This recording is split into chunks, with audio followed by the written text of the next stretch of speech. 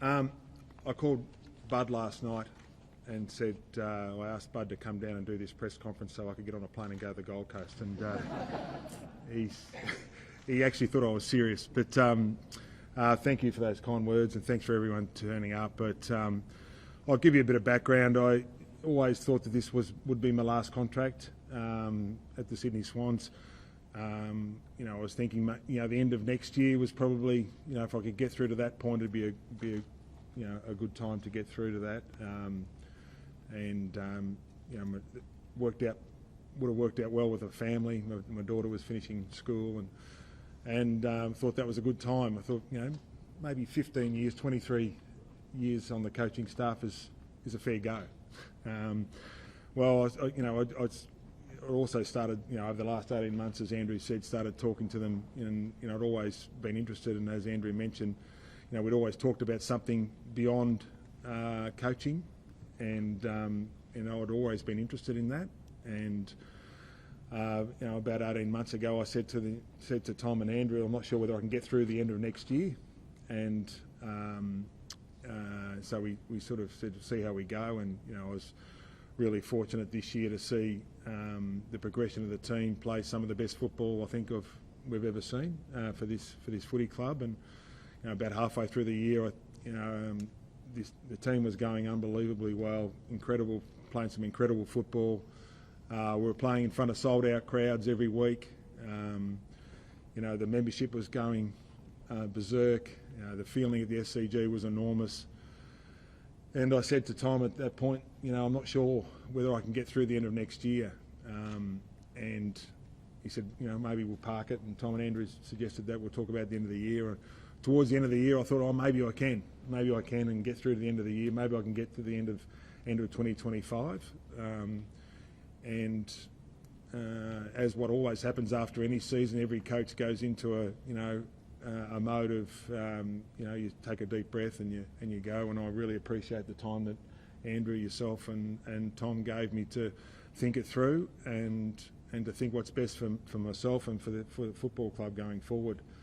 And whilst my head was sort of trying to talk myself into keep going to the end of next year, my gut was saying that's about enough. And it's time to rest, time to reflect on what I've been a part of to this point in time, and time to re-energise.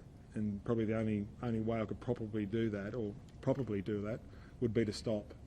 And I couldn't help but thinking, as we sit in this magnificent facility, once again the record crowds, record membership, gun team, I thought, if I'm going to do it, probably now's the time to do it. And always had a dream of making sure that I'd be able to hand the club over in as good a position as I could possibly do it. I was really fortunate under Paul Roos to be able to get the reins to a pretty good club, and Richard Collis and Andrew Ireland, who I also want to thank, who played a big part in that. The club was in great nick then. Even though we were going into compromised drafts, I'd always thought that the stability of the club was one of the great strengths. I'd known Andrew for 22 years. We started at the same time. And so, I've been really fortunate to make that decision. And, I'm really fortunate. I think the club's in a really good space. I'm so excited for Coxie. There's nothing better than when you start off the journey. We caught up, how long ago, Coxie? 7 years. 7 years ago, and we had a coffee, and between the two of us, we ate a fair bit, and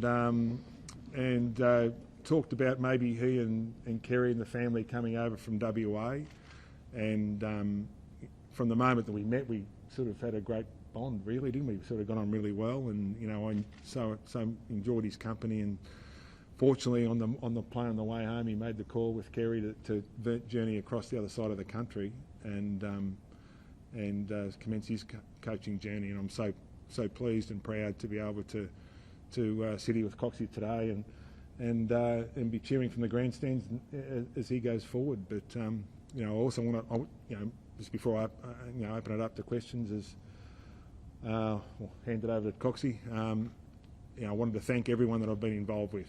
I wanted to thank our supporters, who have been absolutely fantastic. So supportive of myself and the team, so enthusiastic. This year was another level at the SCG. I've never seen anything like it. It was so exciting.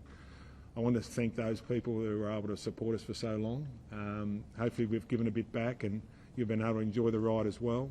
I want to thank the board, all the board and the CEOs that I've been under. It hasn't been too many, and I think that's been a real credit to the people that have been involved off the field at the Sydney Swans. I'm going to thank all the staff that I've worked with, coaches and footy department staff, commercial staff, the whole membership, the whole football club, recruiters, Kinnear Beatson. I've had a wonderful relationship with him over a long time. I just feel so fortunate that all those people I've been able to meet and get to know so well over a long time. And I also want to thank, most importantly, the playing groups that I've been able to coach. It's such a thrill when you sit down and you watch a bit of vision of an 18-year-old kid, and you're not quite sure. He's certainly not quite sure what his journey is going to be about, and you're not quite sure. And then when you call his name out, the thrill that he has on his face and his family's face, and then to get to know them. And I've been so fortunate to get to know so many generations of players to come through this club. Start as 18-year-old kids. I saw them play at 17, saw their vision. Come through as 18-year-olds, we draft them. And then there's a couple here today. You get to the end of their career, you enjoy their career, you get to know them really well, their families, and then you see them go out the other side with kids. And fortunately, I've got a great relationship with a lot of them to this day. That's a highlight of my career, to be able to, have those relationships that I've got with a lot of the people that I've worked with or coached. And I still feel so very fortunate. And lastly, obviously, I want to thank Shelley and the kids. It's a bit of an interesting journey in the family of a coach. I've been lucky to do it at this club with the support of this club, but couldn't have done it without my wife and 3 kids. That's all they've ever known. 3 kids. We come up here, and none of my kids were born, and they've all gone through school up here, and now they're sort of wanting to spend time without me because they're trying to do other stuff. But I really thank them for the support that they've given me, and the fun that they've had along the way as well. Want me to hand it over to Coxie? What do you want to do with the mics?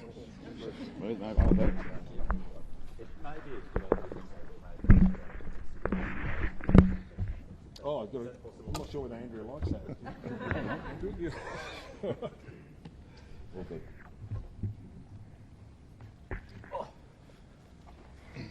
Assistant of the year.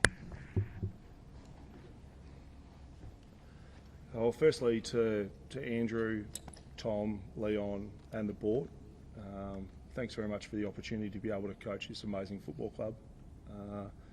The 7 years ago when I arrived as an enemy for so many years, to be a part of the family now, and to have the ability to be able to move forward as an organisation, I'm forever grateful for. I understand it's a huge responsibility, one I'm looking forward to, and will do my best way possible. To John, it's to have a coach or to be involved in an organisation for so long and to have an impact like you have had is profound. I've been fortunate enough to see that firsthand, and I think everyone here, from staff, players, current and past, would say exactly the same. You've left a huge footprint on this organisation and will continue to do so, but from a coaching point of view, you've been an amazing mentor, a great friend, and hopefully I can continue to make you proud of this football club and this playing group going forward. So to the players and the staff, I'm really excited about the opportunity. Can't wait to get involved. You're all amazing people, and that's what makes this club so great. Everyone tries to do their best for the common goal. We'll be there for each other, and we'll continue to do that. So it's not really all about me, it's more the opportunity to be able to celebrate John and the amazing career that he's had, and the impact he's had on this footy club. So, any questions? We might move the mic. Yeah, Do you go. want us to move over halfway? There About you go. halfway, That's halfway, better. man. That's easier. We can improvise. How about that? I think they'll be able to hear it. Wonderful, nice.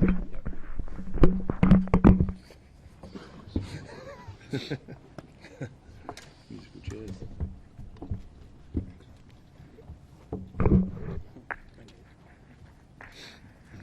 John, did you enter the grand final knowing it would be your last game as coach?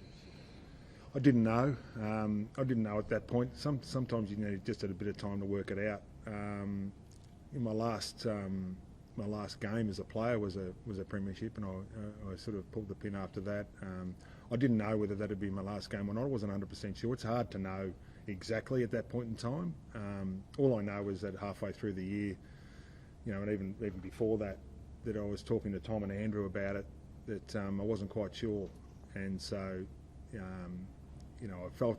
just felt like I needed to stop and rest and reset and regenerate, and it's very hard to do that when you're coaching, and so I didn't know at that particular point in time, and it takes a bit of time to wash through as far as the decision. The decision to go forward for this footy club was really important, so I needed to make the right call. In hindsight, was the big loss to Brisbane a factor? I may have made the decision to not coach if we'd have won, and maybe even got to that decision quicker. So all I know is I was thinking about that long before then. I was thinking about that and discussing with Tom and Andrew during the year, and part of my responsibility as a coach, which I've seen firsthand under Ruzi, was to make sure that the club's in a good spot. That was always in the back of my mind. It's not always just about one game. It's always about making sure, I learned off one of the best in that regards to be able to make sure that you leave the place in a good spot, and I was always conscious of that. I never wanted to just up and out. It was always conscious when we go to the draft table to make sure we look after the future, but also look after the now. And part of that was also making sure that if I had those thoughts, to convey it to Andrew and Tom. I'm so lucky to be able to have a good relationship with them and can talk to them about anything, which I have. It's quite, I don't know, it's normal for me, I guess, but and Andrew and Tom, but it's, I feel fortunate that I can talk to them about anything. And so, when it became clear that I was starting to think about it, we needed to make sure that the future was shored up, and that was beyond any one game. John, when you were wrestling with this decision mid-year, can you just explain what the sort of thoughts were that were going through your mind about lacking? What was it that you were lacking? Can you just take us through that process? Well, not so much lacking. It just it's hard to describe. I think it's anyone that goes through this process, and I'm talking about any position in any field. It's not just coaching. It's whether you're a CEO, and Andrew and I have spoken about it. It's the same, and you just get to a point where you think. I'm not sure what you think, but 14 years and 22 years at one, on the coaching staff, and 14 years as a senior coach. I've had a pretty good go, and what I was conscious of is I really value the relationships I've been able to build right through the footy club. From the board, and I see Basil Sellers here and Peter, and so many people that have meant so much to this footy club for so long, that have been able to keep this footy club afloat. And I've got to know them, people like Craig Kimberley and all of that are over the years that I've got to know on a personal basis really closely. And so, when you're so ingrained and spent so much time here, and you get to know so many people, you start to think a little bit beyond yourself and what's the best thing to do for the footy club. And I just felt like the best thing to do for the footy club was to hand over to Coxie. He's ready to go. Nevertheless, Andrew said it was a really difficult decision for you. How difficult was it to make that final call? Oh, it's always difficult because I love working with the players. I love working with the staff. I love working, for this footy club. I feel absolutely grateful that I've spent so much time here. Just, can't believe my luck. I was lucky to play 12 years at North Melbourne through a pretty successful era. Couldn't believe my luck there, and couldn't believe how fortunate that I've been to end up here and for so long. I've so fortunate, and some of the players I've been able to coach, some of the staff I've been able to work with, but also this playing group now. They're a wonderful group. We've had some great times together, and I'm very, very close to a lot of them. I can see them out there now. I won't look at them too much because I'll end up having a big sook, but they meant a lot to me. So that was probably the thing was just those guys. But I know full well that this club's in great hands with Coxie and with that playing group. They're awesome. Executive Director, Club Performance. What does the title mean? How can you make it work? Because we have seen some train wrecks in AFL and Rugby League in the past. And does that still make you effectively Coxie's boss? No, it doesn't. No, it doesn't make me Coxie's boss. No, that's not going to happen. No, I mean, I've been, as Andrew hinted on before and talking to Tom, I've been really interested in things in the footy club's performance. Clearly, that's my responsibility every week, year in, year out. But I've always thought a bit broader than that. I was lucky. I worked at IMG for a period of time and got a great grounding in a different feeling of my job there. I really enjoyed that.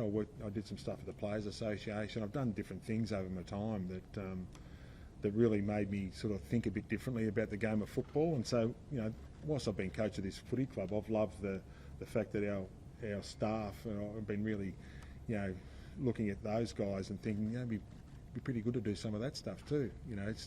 Think a bit about the strategy, and I've been fortunate enough to travel a lot overseas, and I've just come back from another trip and thinking a big, bigger picture things, and I'm looking forward to getting my teeth into that. I'm certainly not involved in the day-to-day running with Coxie. That's his domain now. But I'm looking forward to building this footy club and making the most of this facility. You mentioned the sooking. Did you have a bit of a sook when you told the players? Oh, a little bit. I sort of tried to keep it together, but as the players know, over the years when there's been any retirements, I've been hopeless. So that was my biggest fear going in to talk to them is people don't understand I'm underneath it all. I'm pretty soft, and so I'm a bit of a softie. Was it always your intention, John, to leave the club the way you came in with an internal successor, even before Coxie became the standout candidate in the last couple of years? Was it always in an ideal world to have an internal successor? Oh, I think that sort of evolves over time, doesn't it? Really, it's up to the club. They're the ones that I guess that are, ultimately, as I was, ultimately it's the club's decision. Andrew and Tom and the board, it's ultimately their decision to, look after the future of the footy club. But, if I can play a role in that, as I saw with Roosie, if we can play a role in that, that's our, that's great. We feel good about that. But it's not our decision. We're just there to hopefully,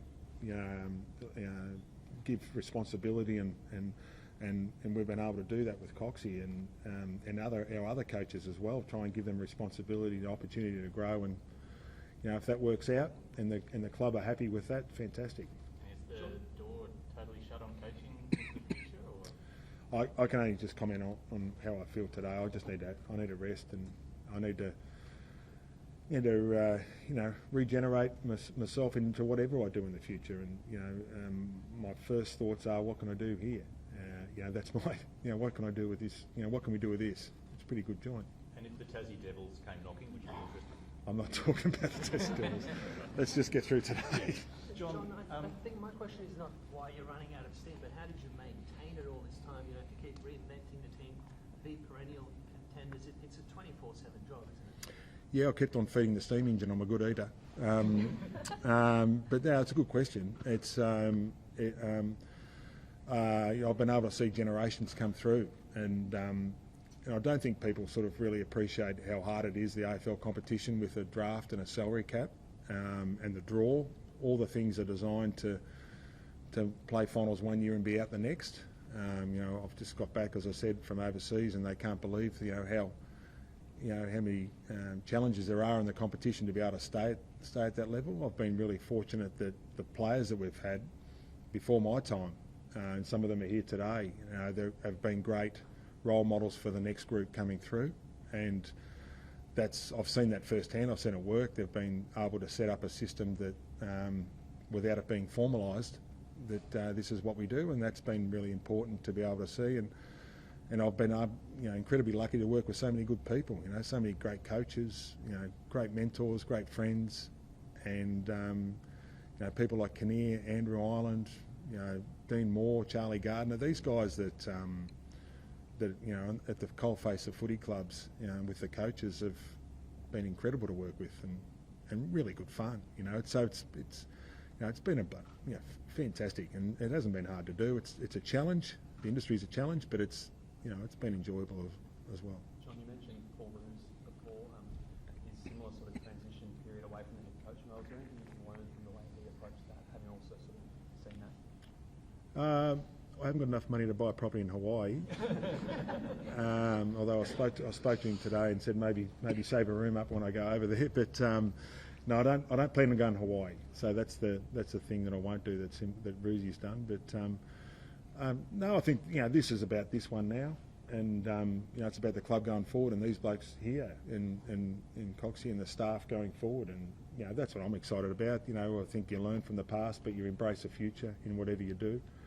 And we'll embrace the future. John, if you look back at your legacy, and I'm sure you will, you've been incredibly consistent. You've made the 5 grand finals, won 1 and lost 4, and 3 of them have been big ones. How would you reflect on those grand final losses?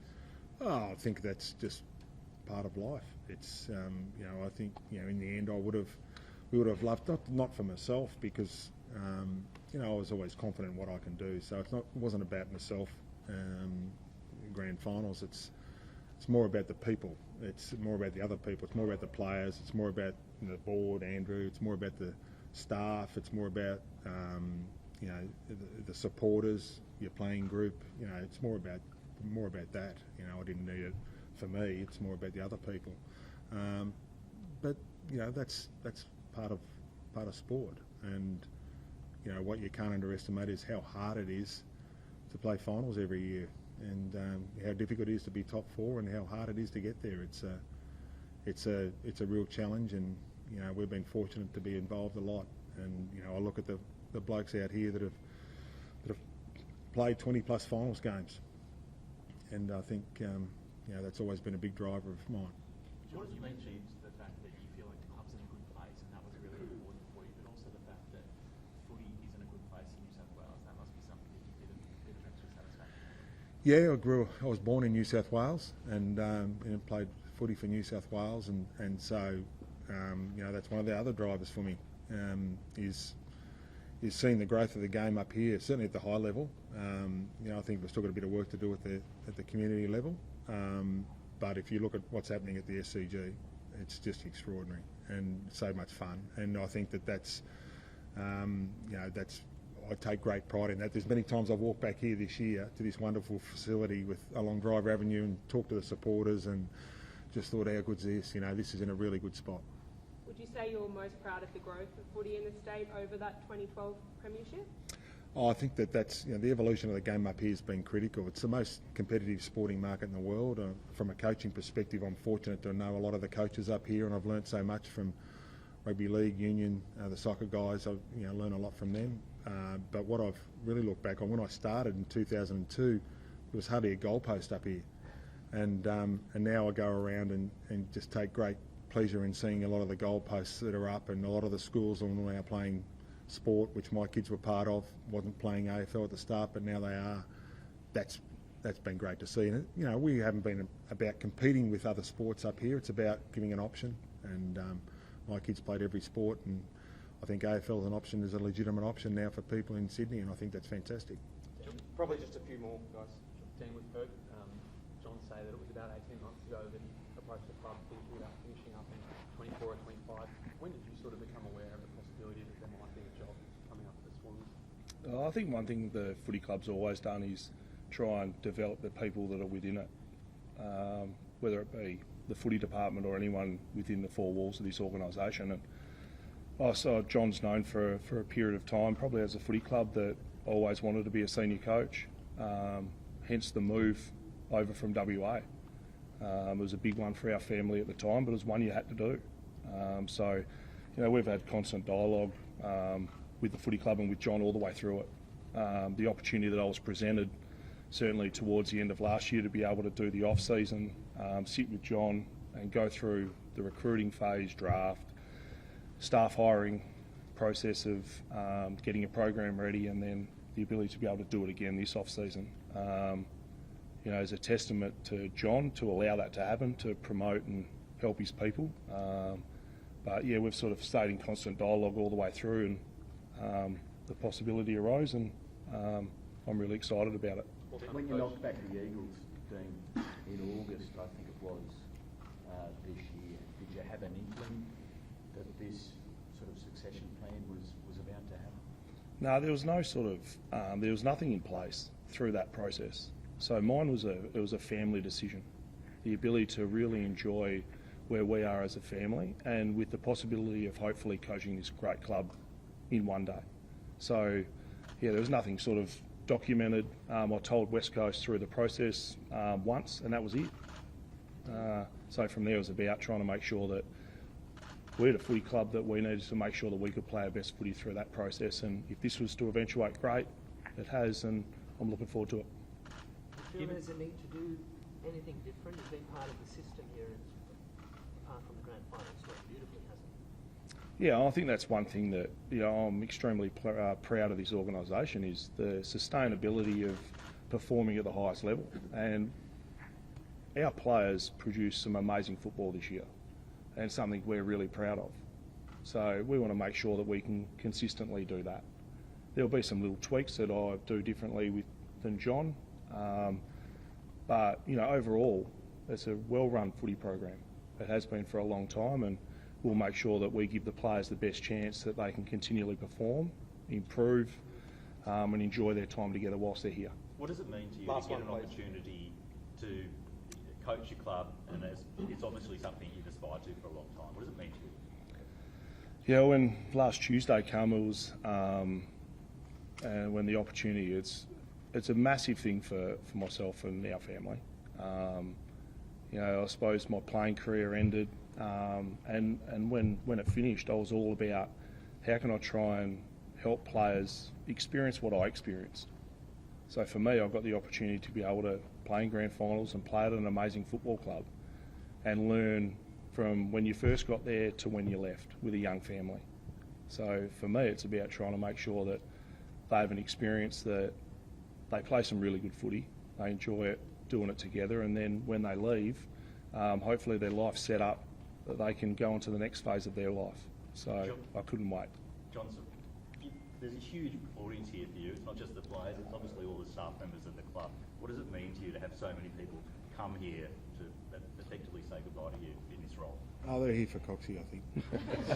I don't think they are. No, well, it's not. It's really hard to, I'll just talk about me. I've sort of, I guess that's feel a little bit awkward about it, to be honest. I've always enjoyed the fact that I've been coaching this footy club. I just can't believe how fortunate I've been. The people that I see over the left that are not involved in the day-to-day footy program that essentially make the club work so we can spend money we're forever grateful for. I'm fortunate to have this, so many people that have enjoyed the ride, and hopefully our supporters have as well. I mean, we wanted to build and keep building a sustainable footy club. We don't get everything right. We make plenty of mistakes. But hopefully we give our staff, our players, and most importantly our supporters a chance, and hopefully most years they feel like they can turn up to the footy and think they're a chance. And if our supporters and our players and our staff can feel like that, it's what gets me out of bed. Thanks so much, guys.